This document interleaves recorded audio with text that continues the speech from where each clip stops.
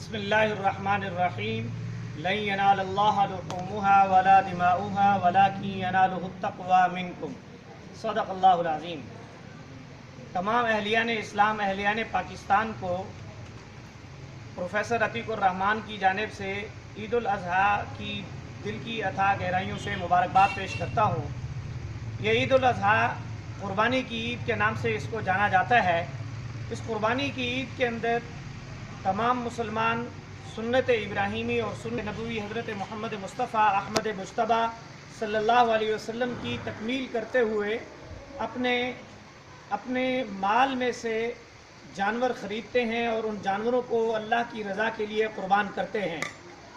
اس عید کے موقع کے اوپر اللہ تعالیٰ نے جانور قربان کرنے کا جو حکم دیا ہے، قربانی سے مراد یا قربانی کا مقصد صرف اور صرف یہ نہیں ہے کہ بکرے کا یا جو گائے ہے یا اونٹ ہے یا دمبا وغیرہ ہے اس کا خون یا گوشت اللہ تعالیٰ کے ہاں مقصود اور مراد ہے کہ اللہ تعالیٰ اس کی وہ کوئی چاہتے ہیں کہ ہم اگر جانور ذبح کر دیتے ہیں تو اس سے ہماری قربانی مکمل ہو جاتی ہے۔ ایسا ہرگز نہیں ہے، بلکہ اس میں ضروری اور لازمی یہ بات ہے کہ قربانی کا احساس اور ادراک ہونا چاہیے، نیت خالص ہونی چاہیے۔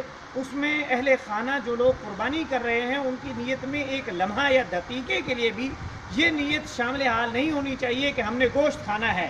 بذات خود گوشت فی البدیہہ خود بخود مل جائے گا، لیکن نیت خالص اللہ کی رضا ہونی چاہیے۔ جب نیت خالص ہوگی تو یقیناً اس کا جو انعام ہے وہ نعمت ہے، اور جو اس کی اپنا انعام باری تعالیٰ جو ہے اللہ تعالیٰ عنایت کرتے ہیں۔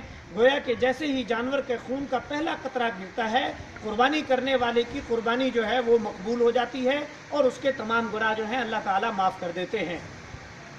اس اعتبار سے ایک اور درس بھی ہمیں ملتا ہے قربانی کے جذبے کے موقع پر کہ ہم مسلمانوں کو اپنے گرد و نواح کے اندر جو لوگ رہ رہے ہیں ان کے حقوق کا بھی احساس ہونا چاہیے، ان غریبوں کے دکھ اور دردوں کا بھی مداوع کرنا چاہیے اور احساس ہونا چاہیے۔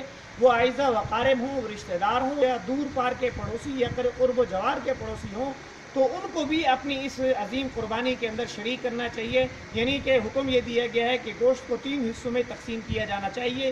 ایک حصہ اہل خانہ کے لیے ہے اور ایک حصہ رشتہ داروں کے لیے اور ایک حصہ جو ہے وہ غریب غربا میں تقسیم کرنا چاہیے۔